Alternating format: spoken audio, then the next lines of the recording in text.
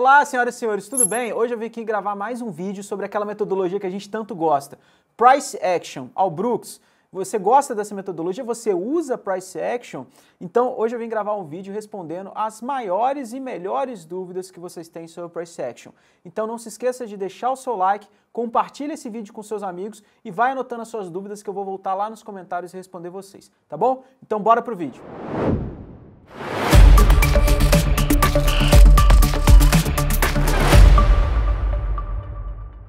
Então vamos lá. Pessoal, a galera me mandou aqui durante a semana várias dúvidas sobre Price Action, sobre essa metodologia do Allbrooks, que vocês sabem que eu sou muito fã. E eu tô gostando de ver, a galera tá estudando, tá se dedicando, e eu separei aqui quais são as melhores dúvidas que eu achei para poder responder, e que são dúvidas, né, que não só eu vou atender essas pessoas, mas eu posso atender de maneira geral o pessoal que está estudando Price Action. Então vamos lá. Ó, Vitinho, essa pergunta me fazem toda hora, e eu noto que assim, os posts de Instagram que são sobre esse tema sempre bomba. Qual que é o melhor livro recomendado para leitura de Price Action? Pessoal, eu tenho cara de bibliotecário, Vitinho? Ó, Coxinha, você tem recomendações muito boas. Pior que tem, né? Esse problema é esse. Mas vamos lá. O pessoal perguntou, qual que é o melhor livro recomendado para leitura de Price Action? Então, Anderson, vamos lá. Para quem está chegando nesse vídeo agora, a gente tem outros 2 ou 3 vídeos sobre Price Action. A gente tem uma playlist no canal sobre isso, então dá uma olhada lá. E assim, Price Action, como a gente entende hoje, né, tem 2 autores principais, que é o Allbrooks e o Bob Vollmann. Mas a maioria da galera foca no Allbrooks e também eu gosto de focar no Allbrooks. O Allbrooks, ele ficou bastante famoso porque ele faz essa leitura barra a barra, a metodologia ela procura identificar pressão de compra, pressão de venda no barra a barra, e ele lançou 4 livros sobre a metodologia. O primeiro livro que ele lançou, e olha só que no jabá, é esse aqui, ó, Leitura de Gráficos de Preço barra a barra, análise técnica da movimentação de preços para o trader sério. Esse aqui foi o primeiro livro que o Allbrooks lançou e eu faço questão de trazer esse aqui porque ele foi traduzido pela editora Time, do grande Márcio Noronha. Para quem não sabe, Márcio Noronha foi o cara que trouxe a análise técnica para o Brasil, ele tem uma editora e ele comprou ali os direitos do Allbrooks em inglês e ele traduziu para português. Quando eu li, eu tive que ler em inglês e esse livro foi um livro que eu demorei 1 ano para ler e eu imagino que em português as coisas vão bem mais rápido. A metodologia do Allbrooks ela é bem densa, né? E o Allbrooks ele escreveu esse primeiro livro dele. Mas eu confesso que eu não te recomendo ir pelo primeiro livro, tá? Ele lançou uma outra série de livros, que são, logo assim que ele lançou esse livro azul fez sucesso, a galera gostou pra caramba, pediu mais coisa, e aí ele pegou o conteúdo desse livro azul e ele dividiu em outros 3 livros, que é aquela parte de Operando Price Action, que a gente tem a série Tendências, que eu vou pedir pro pessoal colocar a imagem na tela aqui para vocês, Lateralidade e Reversões. Esses livros, eles são em inglês, mas eles também foram traduzidos aqui pela editora Time. Quem fez a parceria foi o Felipe Aranha, é um cara que entende pra caramba da metodologia, então ficou uma tradução bem fidedigna, bem confiável, né? Eu recomendo a ordem, começa pelo Tendência, depois você vai para Lateralidade, Reversão, e se você quiser consolidar, você vai para Leitura de Gráficos de Preço barra a barra. Aqui, esse livro azul, eu sou suspeito para falar, porque eu sou muito fã dele, mas o pessoal geralmente sempre costuma falar para não começar por ele. Ele é um Brooks mais raiz, ele é um Brooks que ele fala de M2B, M2S, então ele condensa bastante a metodologia e depois que você lê os 3, eu acho que é interessante você ter esse como sempre como um livro de consulta, tá bom? Lembrando, assiste os vídeos também sobre o Allbrooks, porque é uma metodologia que assim, só lendo às vezes fica um pouco difícil. Tem os vídeos do Allbrooks na internet também, acho que assim você vai complementando, tá? E aí eu aproveito a pergunta para estender para uma questão de estudo de maneira geral. Quanto mais mídias diferentes você usa para estudar, eu acho que é melhor a sua retenção. Então você estuda por vídeo, estuda por livro, estuda desenhando as coisas no gráfico, né? Então eu acho que isso é bem legal, tá? Então lembrando a ordem, tendência, lateralidade, reversão, depois você vai para o azul. Ou você assiste muito dos vídeos e vai para o azul e depois você entende que assim, o azul você vai demorar um pouquinho mais para ler, mas aí depois você passa para outra série. Tá bom? Espero ter respondido a dúvida aí do Anderson Figueiredo. Então, pessoal, a próxima pergunta é da Jéssica Pereira. Ela perguntou como que você faz a leitura de pressão no Price Action. Essa pergunta é muito boa. Uma das bases ali do Price Action é justamente que o Allbrooks ele está a todo momento procurando avaliar a força dos compradores em relação à força dos vendedores. Eu trouxe uma colinha aqui para vocês. Como identificar a pressão de compra? Geralmente, a gente quer candles, por exemplo, no caso da compra, né? Candles de alta com fechamento próximo de máxima, corpo grande, pouca ou nenhuma sombra superior e seguidos ali com pouco ou nenhum candle de baixa. Eu consigo olhar aqui, por exemplo, só para dar um exemplo para vocês, uma análise que o Allbrooks faria aqui em termos de leitura de pressão, se a gente for olhar o caso do índice, né, eu estou falando aqui do índice hoje, dia 28 de abril, a gente tem uma sequência de candles de alta, você vê que esses candles eles não têm pouca ou nenhuma sombra superior, e aí a sombra superior a gente indica como uma pressão de venda, né? Porque justamente pensa que é o seguinte, a gente teve uma movimentação de alta nos preços, os vendedores começaram a atuar e promoveram essa sombra superior. A sombra inferior, ela pode até existir dentro dessa leitura de pressão de compra, né? Ela indica que em algum momento do candle os vendedores tentaram forçar o preço para baixo, mas os compradores foram fortes para poder trazer o preço para cima novamente.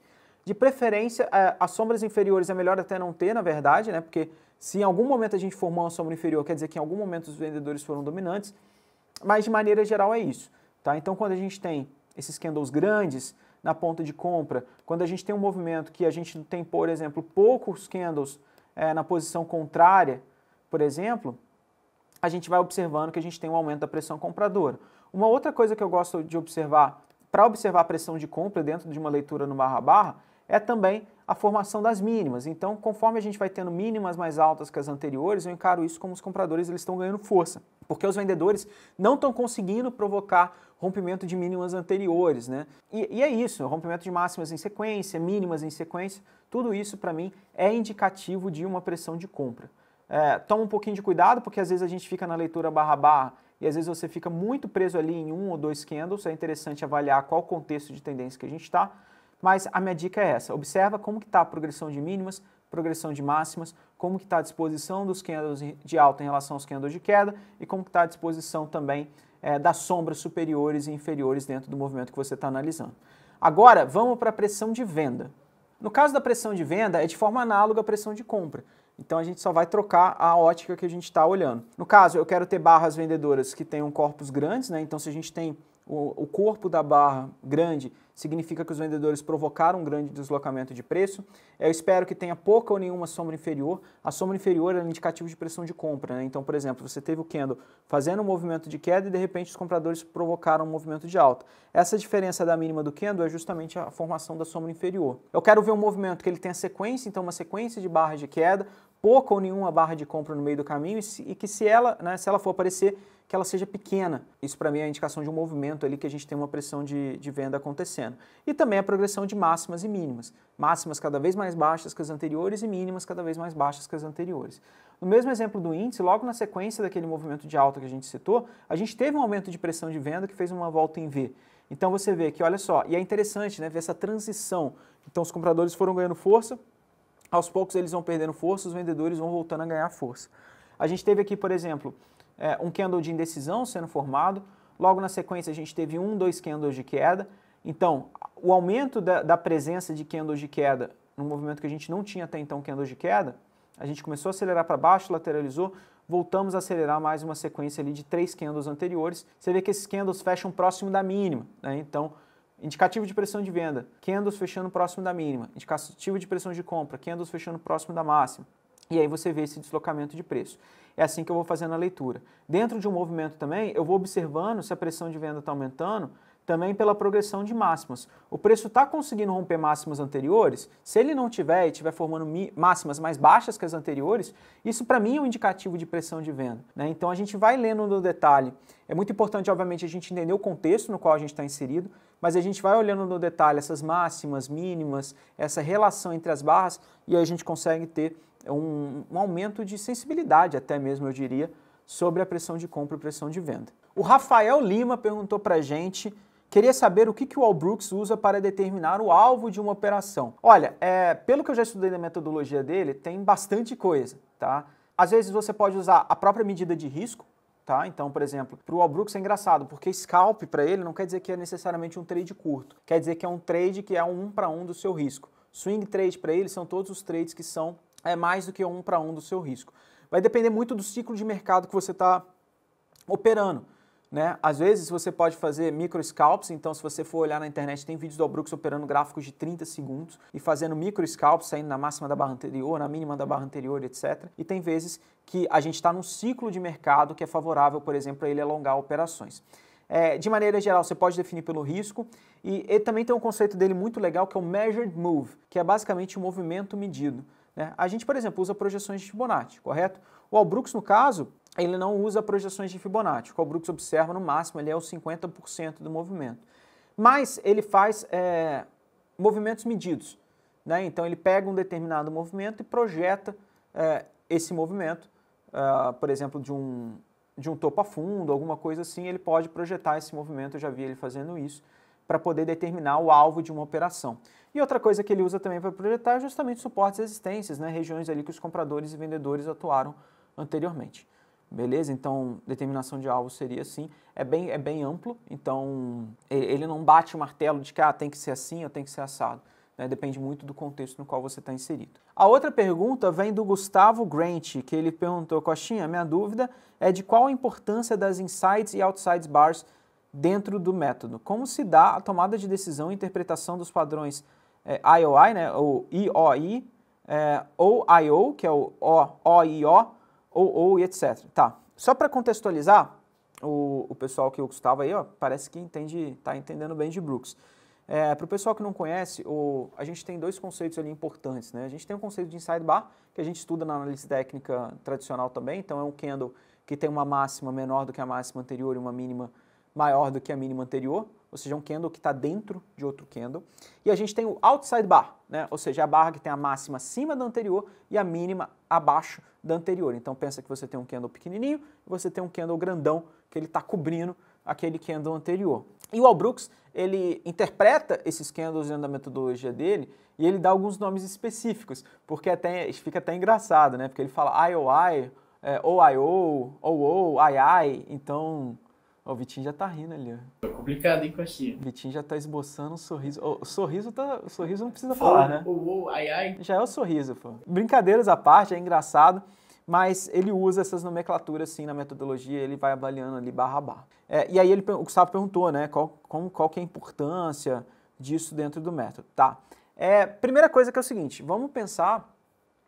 É interessante pensar que, por exemplo, depende muito do contexto que você está inserido, se você tem uma tendência prévia ou não. Tá? Vou misturar um pouquinho do Brooks e vou misturar um pouquinho da minha opinião pessoal também, tá? Se você me permitir.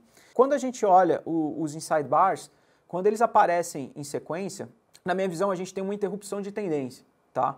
Então, no tempo gráfico menor, na minha visão aquilo forma uma lateralidade. E aí você procura operar como uma lateralidade. Eu particularmente gosto de operar a favor da tendência anterior, mas isso indica que a gente tem uma interrupção, que a gente tem uma região de equilíbrio de preço e que a gente precisa ter um desequilíbrio de preço, né, para poder ter algum novo ciclo, alguma coisa do tipo. Tá? Então eu particularmente penso nisso. Às vezes você pode usar isso como tomada de decisão justamente na ideia de que o mercado pode expandir a volatilidade novamente no rompimento de um padrão. O outside bar, ele... É o que eu falei, né? Às vezes num contexto ele pode não significar muita coisa, enquanto em outros contextos ele pode ter algum significado mais relevante. O outside bar, ele me traz aquela sensação de alargamento do mercado. Né? Um dos padrões mais difíceis, na minha visão, da gente operar são os padrões de alargamento. Né? Enfim, tem gente que chama de megafone, etc. Que é quando o preço ele rompe as máximas anteriores, falha e perde as mínimas anteriores. Rompe as máximas anteriores, perde as máximas e o mercado vai abrindo a sua amplitude, mas sem desenvolver um movimento de tendência. Tá? Então, no caso, quando você olha o outside bar, às vezes uma sequência de outside bars, quando você olha, às vezes, no tempo gráfico menor, a gente tem esse padrão de alargamento. Do mesmo modo, né, você pode operar o rompimento de máximas e mínimas dele, obviamente dependendo ali do contexto que você está inserido. Se você tem, por exemplo, uma tendência anterior de alta, e aí você começa a formar uma sequência de insides e outside bars, isso me indica, por exemplo, a diminuição da pressão de compra. Por exemplo, se eu tenho uma tendência de baixa, começa a dar essas sequências de padrões, eu encaro isso como uma interrupção de tendência e eu enxergo como uma diminuição de pressão para o mercado entrar em equilíbrio. Tá bom? Espero ter respondido a sua dúvida. A outra dúvida que apareceu é a dúvida do Yuri Viana, e essa dúvida é muito boa. Dúvida sobre rompimentos. O que podemos observar para não cairmos num falso rompimento? Essa é uma pergunta clássica de quem opera índice. Eu tenho certeza que ele opera índice. Porque é o seguinte, né? Primeira coisa, rompimentos, falsos rompimentos, etc. O Al Brooks, muita gente fala, e por favor, eu não estou fazendo juízo de valor, mas muita gente chega e fala assim, 80% dos rompimentos falham. Mas na verdade, quando você estuda o Al Brooks, você vai ver que essa informação que é bem comum hoje da gente ouvir, ela não é bem verdade o que ele fala na metodologia. Ele fala que 80% dos rompimentos falham em lateralidades, tá?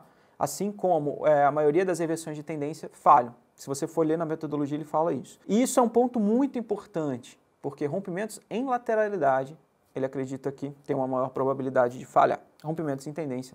Né? Rompimentos em tendência são aqueles movimentos que geram um deslocamento muito grande de preço. A verdade é que, assim, muitas das vezes você vai cair no falso rompimento, não adianta. Uma coisa que é interessante, a gente vai lendo no barra a barra, mas a gente tem que entender que tem algum elemento de aleatoriedade em alguns movimentos de preço que às vezes a gente não conseguiu enxergar. Né? Então, e aí, às vezes quando a gente olha para trás, a gente fala assim, poxa, mas eu tinha que ter enxergado isso, tinha que ter enxergado aquilo. Eu acho que a gente tem que tirar um pouquinho dessa pressão, né, e entender que mais vezes do que não a gente vai procurar acertar e que a gente tem uma relação risco-retorno positivo. Pelo menos eu gosto dessa ideia. Mas tem algumas coisas que a gente pode avaliar do movimento anterior para talvez diminuir a probabilidade de a gente cair em falsos rompimentos. Vamos para alguns pontos aqui na minha visão. Primeira coisa, eu sempre gosto, né, e aí é uma coisa que veio bastante ali do Brooks, comparar pernas de tendência e pernas de correção. Tá? Primeira coisa, o rompimento que está sendo feito é um rompimento do quê? É um rompimento de uma mínima de 2 candles anteriores? Dependendo assim, por exemplo, não me parecia ter uma relevância tão grande. Agora, é o rompimento de uma máxima do dia anterior e que de repente logo na sequência a gente teve uma correção e a gente está indo para uma segunda tentativa de rompimento? Pera aí para mim já é um evento um pouco mais importante. É uma tentativa de rompimento da mínima, o preço rompeu a mínima, fez um padrão de reversão, voltou e tentou acionar um novo pivô de baixa para testar essa mínima. Aí, esse rompimento, por exemplo, eu já fico um pouco mais com o pé atrás. De vez em quando, confesso, eu sou teimoso e de vez em quando eu vou nesse tipo de trade quando eu enxergo que eu tenho um ciclo maior favorável para a minha ideia. Às vezes a gente acerta, às vezes a gente erra, né? A gente não tem como a gente acertar sempre. Então, na minha visão, assim, é você comparar a reação no teste desses rompimentos, né? E principalmente quando você está indo na segunda tentativa. Observa no detalhe como que tá as formações de preço logo antes. Deixa eu ver, eu acho que aqui eu consigo trazer um exemplo interessante para vocês. Vamos aqui para o gráfico. Olha só, pessoal, vou trazer aqui para vocês um exemplo na queda. Né? A gente tem um índice que ele está com essa média móvel de 200, ele abriu o dia com gap de baixa, as médias estão para baixo, vem formando máximas mais baixas que as anteriores, e aí ele vem tentar romper essa mínima aqui. Olha esse contexto que a gente está analisando antes. A gente teve uma pernada de queda, uma correção, o preço falhou em romper as médias móveis, e faz o rompimento com uma barra grande. Uma barra grande tem alguma sombra inferior, mas é uma barra que se destaca de venda em relação às anteriores e perde a mínima do dia. Quando a gente vai avaliar esse movimento anterior, a gente já tem uma predominância de pressão de venda. Né? Então as máximas mais baixas, os preços alinhados com as médias para baixo, e a gente tem ali uma barra de rompimento que fecha bem abaixo do ponto que foi rompido. Né? Por exemplo, aqui é um exemplo em que, para mim, os rompimentos eles fazem bastante sentido. Agora, um outro tipo de rompimento que eu vejo muitas pessoas caindo, e às vezes eu caio também, faz parte, é, por exemplo, esse tipo de rompimento de fundo aqui. Então a gente tem um índice que ele vem no movimento de queda com máximas e mínimas mais baixas que as anteriores, só que, vamos fazer uma leitura de pressão. Olha essa barra aqui. Essa barra, em algum momento da formação dela, ela foi uma barra de venda forte e tentou romper a mínima do dia. Porém, quando você olha para trás, olha como que está a leitura de pressão que a gente pode fazer antes do rompimento de fundo. A gente tem uma lateralidade, uma quantidade de sobreposição de barras, as máximas estão até mais baixas que as anteriores, mas a gente já tem a predominância de alguns compradores. Esse é o tipo de rompimento que eu fico tomando um pouco mais cuidado. Por quê? Porque aqui, para mim, o mercado já entrou, de certa forma, ele já apresenta algumas características de um ciclo lateral. Então, digamos que assim, se essa barra fechasse abaixo da mínima, né, e viesse perder na mínima, fizesse um pullback, etc., aí beleza. Aí eu poderia pensar, por exemplo, num ciclo de rompimento mais interessante. Olha, vamos dar uma olhada nesse exemplo aqui, eu acho que é interessante. A gente tem o preço, né, o preço está aqui, obviamente que depois que passa é mais fácil da gente falar, mas a gente tem um gap de baixa, tem uma tentativa de reação, o preço vem testar o fundo. Por exemplo, esse aqui foi um falso rompimento de fundo. Mas quando a gente olha para trás, para ser bem honesto para você, a gente tinha uma pressão de venda ainda. É um daqueles falsos rompimentos que não adianta, acontece. Mas olha o que aconteceu logo na sequência. A gente teve uma volta em V, a gente tem 1, 2, 3 barras em sequência que rompe a máxima do dia e tem logo depois um rompimento da média móvel de 200 períodos. Olha a força com que o preço vem fazendo esse rompimento de máxima. Aqui a gente já vê um contexto um pouco diferente na leitura de pressão. Então eu estou sempre procurando avaliar, né, essa pressão dos movimentos quando a gente está falando ali de rompimentos. E aí a gente pode achar inúmeros exemplos. Mais uma vez, depois que passa é mais fácil de falar, na hora é sempre mais difícil da gente identificar. E, enfim, a gente procura estudar os movimentos passados para criar uma biblioteca na nossa cabeça de possíveis movimentos que a gente poderia operar. Então, por exemplo, a gente tem Formação de uma barra de alta, segunda barra de alta, a terceira barra, uma barra de queda. Essa barra de queda é uma barra de queda expressiva com fechamento próximo de mínimo. Isso aqui poderia até ligar um alerta, né, para quem está pensando em operar a favor da tendência. E caso você não quisesse operar uma tentativa de rompimento de máxima, poderia até fazer sentido. Mas depois a gente tem uma sequência de barras de alta, fecha próximo da máxima, o preço desenvolve um pouco e depois devolve tudo novamente. E aí, olha que interessante, devolve tudo novamente. A gente olha para a mínima anterior, a gente acaba ficando olhando mais para os extremos ali, né? O preço veio numa sequência de barras de queda com fechamento próximo de mínima, etc. Na tentativa de rompimento dessa mínima, você tem algum indício olhando para trás de que a gente tem pressão de compra aqui que pudesse fazer esse movimento de alta? Às vezes poderia até aparecer, mas olhando para trás, aparentemente a gente não tem uma dominância compradora, alguma coisa assim para fazer uma reversão de movimento. E aí logo depois a gente tem uma sequência de 2 barras de queda, né, o preço até desloca para depois fazer a volta em V.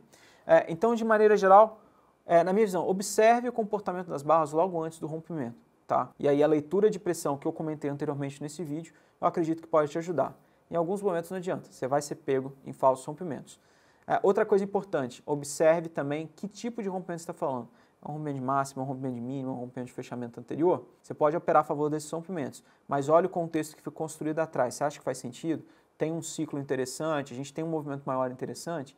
Beleza, o preço testou essa região, voltou e está querendo fazer um novo movimento de impulsão para tentar fazer o rompimento. Como que foi essa volta? Teve pressão de venda muito grande? Não teve? A gente teve padrões de reversão ou não? Né? Se a gente tiver uma reação muito forte, que o preço testa a máxima anterior, volta em 2 barras, anulando todo o movimento anterior com padrão de reversão, etc., e você já está contra a tendência, por exemplo, aí é o caso que eu até deixo passar, né? Eu não pego ali a próxima tentativa de rompimento. São noções mais gerais, mas que eu acho que podem te ajudar aí. A próxima pergunta é também do Yuri Viana. Ele mandou excelentes perguntas aqui e ele falou assim: Costinha, aproveitando para a dúvida de price action. Por exemplo, no caso de Alpa 4, o ativo bateu no suporte, mas me parece que não havia nenhuma confirmação ou gatilho para entrar na compra. Estou certo? Tá, vamos dar uma olhada aqui. Pode ser vamos ver aqui, porque pode ser um desses casos que eu falei que não adianta. A gente não tem muito que... a gente fica procurando estabelecer ali as relações de preço, mas o preço faz o que ele quiser. Trazendo aqui para vocês então, ó, olhando Alpa 4. Boa, já entendi qual que é a dúvida dele aqui. Vamos lá. Eu estou olhando Alpa 4 aqui no gráfico diário. A gente tem um papel que ele tem pressão de baixa, né, tendência de baixa, topos e fundos descendentes. E aí você pode também fazer leitura de pressão nos gráficos diários, você vê que tem maior dominância de barra de venda do que barra de compra. O papel lateralizou em 1, 2, 3, 4, 5, 6 candles e depois fez hoje um dia de alta aqui com um fechamento de 5 e 11 de alta. Anteriormente já tinha acontecido uma reação. E aí ele perguntou, não tinha nenhum indício para compra, estou certo? Olha, vai depender muito do seu tipo de estratégia, mas eu por enquanto não compraria. Né? Eu também não enxergaria a compra nesses movimentos. O que eu gosto de fazer é a avaliação. Igual eu comentei, a gente tem um ativo que tem tendência de baixa, topos e fundos descendentes. De repente ele lateraliza em 1, 2, 3, 4, 5, 6 candles. Na minha visão, não quer dizer que a gente tem pressão de compra, mas quer dizer que essa pressão de venda está diminuindo. Por quê? Porque a gente tem uma diminuição da amplitude dos dias de queda, a gente tem um papel que ele está caindo, de repente ele lateraliza, significa uma desaceleração, então assim, indica alguma diminuição da pressão de venda. Deixa eu passar para o tempo gráfico menor para ver se poderia ter algum sinal, mas eu acredito que não. Ó, olhando aqui para o gráfico de 60 minutos. No gráfico de 60 minutos, você vai ver um pouco melhor aquela lateralidade que eu falei com você. Né? Então, essa lateralidade ela acontece perto ali de um teste de fundos anteriores. Você vê que nos 60 minutos, na mesma lógica. E uma coisa, né, interessante, olha as reações. Pernadas de queda, as reações anteriores são reações curtinhas. A gente teve uma primeira reação mais forte. Na leitura de pressão você identifica isso. Depois ele veio testar o fundo anterior e lateralizou. Significa que a gente começa a ter algum equilíbrio ali. Né? Os vendedores que tentaram fazer a perda de fundo não conseguiram fazer. E depois a gente tem alguma tentativa de reação aqui, mas ainda tímida. A questão de ter um sinal, não ter um sinal, vai depender muito do estilo que você opera. Eu enxergo que assim, é bem factível a gente identificar uma diminuição de força aqui, mas assim, identificar qual que poderia ser o ponto de reversão, etc. Eu particularmente, por exemplo, não tomaria posição nesse caso, fazendo esse tipo de avaliação ainda, tá? E outra coisa, né, assim, não fique preocupado em querer achar o sinal toda hora, ou querer achar a justificativa que eu deveria ter entrado ou não deveria ter entrado. o mercado, na minha visão, e também o que o Albrooks ele fala, o mercado ele cria algumas janelas de oportunidade, né? O Albrooks ele fala que tem trades a todos os momentos, mas a gente não consegue identificar esses trades a todos os momentos. Beleza? Então, eu acho que é isso. Turma, esse aqui foi o nosso vídeo respondendo as dúvidas de vocês sobre price action. E aí, respondi todas as suas dúvidas? Ficou alguma dúvida ainda? Então, se ficou alguma dúvida, você pode deixar aqui nos comentários ou vai lá na nossa sala ao vivo, que a gente está todos os dias ali, de 9 até o fechamento do pregão, e me manda suas dúvidas que eu respondo com o maior prazer. Beleza? Não se esqueça de curtir, deixar seu comentário, enviar para os seus amigos e dar aquela fortalecida. Te vejo na próxima e até mais. Tchau, tchau.